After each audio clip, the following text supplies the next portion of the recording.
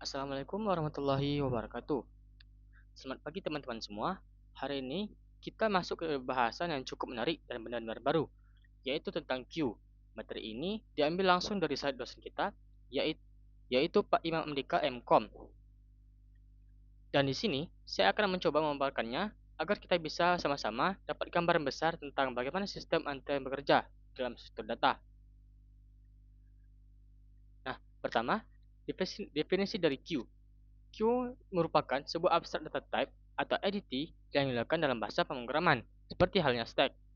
Dinamai dengan Q karena sesuai dengan aplikasi di dunia nyata, seperti antrian pada penurunan tiket, bus stop dan halte, dan lain-lain. Pada kehidupan nyata, operasi Q berlaku pada kedua sisi, yaitu satu bagian untuk menambahkan data atau disebut enqueue, dan satu bagian lainnya untuk mengeluarkan data atau disebut dequeue. Q disebut sebagai FIFO atau first in, first out. Data structure yang berarti bahwa elemen yang ditambahkan pertama akan diakses pertama juga. Operasi penambahan elemen disebut dengan enqueue dan operasi penghapusan elemen disebut dengan dequeue.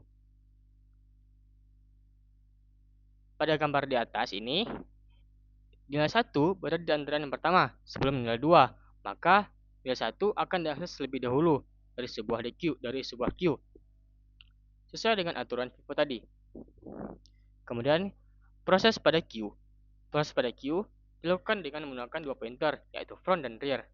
Front akan menunjukkan data elemen pertama dari queue, dan rear akan menunjuk data elemen terakhir dari queue.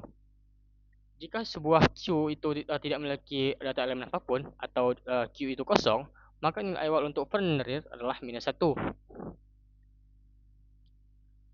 Kemudian kita masuk pada operasi pada queue.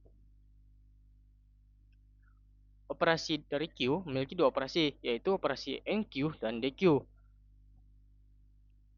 Operasi enqueue adalah proses untuk menambahkan data elemen pada bagian akhir atau rear dari sebuah queue. Langkah-langkahnya adalah, yang pertama, cek apakah queue sudah penuh atau belum. Yang kedua, untuk data elemen pertama, maka ubah nilai indeks dari front dan rear ke 0. Dari sebelumnya -1, ubah ke indeks 0. Yang ketiga, untuk data elemen selanjutnya, naikkan nilai indeks rear menjadi 1. Yang keempat, tambahkan data elemen pada posisi yang ditunjuk oleh rear tadi. Untuk operasi dequeue adalah proses untuk menghapus data elemen pada bagian depan atau front dari sebuah queue. Langkah-langkahnya adalah, yang pertama, cek apakah queue itu kosong atau tidak. Yang kedua, kembalikan nilai elemen yang ditunjuk oleh front. Yang ketiga, naikkan nilai indeks front sebanyak 1. Untuk data elemen terakhir, reset nilai indeks front dan rear menjadi -1. Itu untuk menunjukkan bahwa queue itu tidak memiliki elemen apapun lagi dan menjadi queue yang kosong.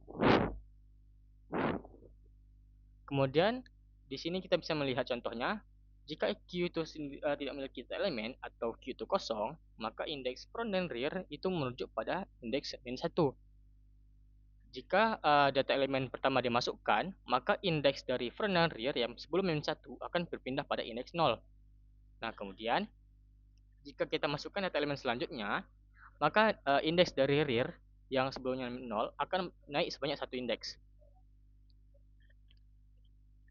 Kemudian pada operasi dequeue, ketika nilai pertama atau data elemen pertama tadi dihapus, maka indeks dari front yang sebelumnya menunjuk pada indeks 0 akan naik sebanyak 1. Nah, ketika data elemen terakhir yang ingin dihapus atau di dequeue, maka indeks dari front dan rear akan berpindah kembali ke -1 untuk menunjukkan bahwa queue itu sudah menjadi queue yang kosong dan tidak memiliki data elemen apapun. Kemudian, untuk jenis-jenis queue sendiri memiliki 3 jenis. Yang pertama adalah linear queue atau simple queue. Pada linear queue, penambahan data elemen dilakukan dari salah satu bagian queue, yaitu rear, dan penghapusan data elemen dilakukan pada bagian queue lainnya, yaitu front. Linear queue sangat mengikuti aturan FIFO, sebagaimana aturan dari sebuah queue. Pada linear queue, jika sebuah data elemen ditambahkan, maka nilai indeks dari pointer here akan diindakkan sebesar 1. Sedangkan jika sebuah data elemen dihapus, maka indeks dari pointer front akan diindakkan sebesar 1. Tetapi linear queue ini memiliki kekurangan, yaitu proses penambahan data elemen hanya berlaku pada sisi rear saja, sehingga jika 3 data elemen dihapus dari queue, maka data elemen yang baru tidak dapat ditambahkan meskipun space masih tersedia di dalam linear queue. Dalam kasus ini, linear queue akan mengalami overflow karena pointer here selalu menunjuk data elemen terakhir dari queue. Nah, untuk jenis queue yang selanjutnya akan dijelaskan oleh teman saya. Ya baik, selanjutnya di sini ada jenis circular queue. Nah, circular queue ini adalah dia bisa semua node-nya itu pada data elemen itu dapat direpresentasikan seperti sebuah lingkaran pada gambar berikut ini. Nah, sehingga data elemen terakhir yang di indeks 9 dari queue akan terhubung dengan data elemen pertamanya, ini dari front. Jadi dia terhubung antara indeks yang terakhir dengan indeks awalnya. Nah, keuntungan menggunakan sistem circular queue ini itu adalah memory utilization, yaitu jika posisi terakhirnya itu penuh, dia udah penuh sampai ke indeks 9. Dan indeks dan posisi pertamanya ini front itu kosong. Katakan di sini kosong. Maka data elemen dapat ditambahkan pada posisi yang pertama. Nah, jadi pada proses penambahannya karena dia ada penuh, maka ditambahkannya ke indeks yang ke 0 jika dia kosong. Nah, gitu. Jadi itu keuntungan dari circular queue ini. Nah, di sini ada contoh kodenya. Nah, contoh kodenya itu, tapi sebelum untuk memahami kodenya, kita pahami dulu proses proses bagaimana circular queue ini diterapkan gitu. Nah, contoh awalnya di sini pertama ada sebuah array circular queue, ini kosong pertama. Nah, kemudian kita tambahkan dari arah belakang 10, 20, 30 dan seterusnya sampai penuh. Nah, kemudian kita melakukan penghapusan, kita hapusnya dari arah depan. 10-20 kita keluarkan. Nah, kemudian, di sini karena kita menggunakan circular queue, nah di sini kan ada nih penuh dia, indeks di 4 kan, sudah penuh dia. Maka pada saat kita melakukan penambahan dari arah belakang, karena dia terhubung dengan indeks 0, maka penambahannya ke indeks yang ke 0. Karena ini datanya ada di indeks yang ke 0, data 60 nih. Kemudian kita tambahkan lagi, karena di sini kosong, dan kita menggunakan circular queue, maka indeks variernya pindah ke 1 gitu. Jadi itu keuntungan dari circular queue untuk bisa mencegah dari kondisi overflow. Nah, kemudian di sini ada DQ, ini double ended queue. Nah, pada umumnya simple queue itu dia hanya penambahan data elemen dilakukan di bagian rear. Jadi ada dari arah belakang ditambahnya. Tapi penghapusannya dari arah depan, dihapus dari depan. Nah, kalau pada DQ, itu penambahan dan penghapusannya itu dapat dilakukan dari kedua sisi. Nah, jadi keluarnya bisa dua sisi atau dan masuknya itu juga dari dua sisi. Gitu. Nah, DQ ini dapat dilakukan sebagai stack atau queue. Nah, karena penambahan dan penghapusan datanya dapat dilakukan pada kedua sisi. Jadi DQ ini dia bisa digunakan di stack ataupun di queue.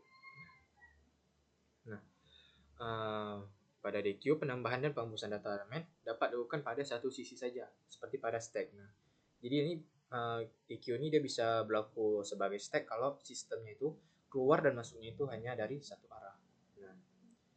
Nah, sama halnya penambahan data elemen juga dapat dilakukan pada satu sisi dan penghapusan data elemen pada sisi lainnya seperti queue. Nah, seperti queue simple queue itu dia keluarnya dari depan satu arah, dan masuknya dari masuknya dari arah belakang.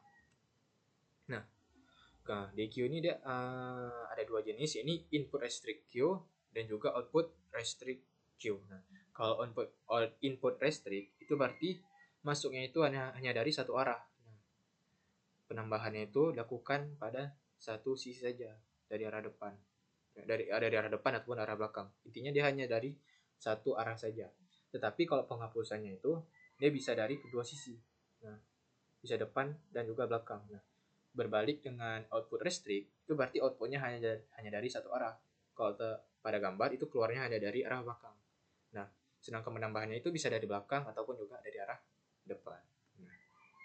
Nah, penerapannya ini kita bisa menggunakan pada circular array atau circular queue kalau jenis queue-nya ini yang sedang kita pelajari. Dan juga dapat diterapkan di double linked list. circular array adalah sebuah array yang bagian akhir dari data elemen itu terhubung ke bagian pertama data elemen sehingga tidak akan terjadi overflow. Nah, jadi circular array ini dia sama saja dengan circular queue.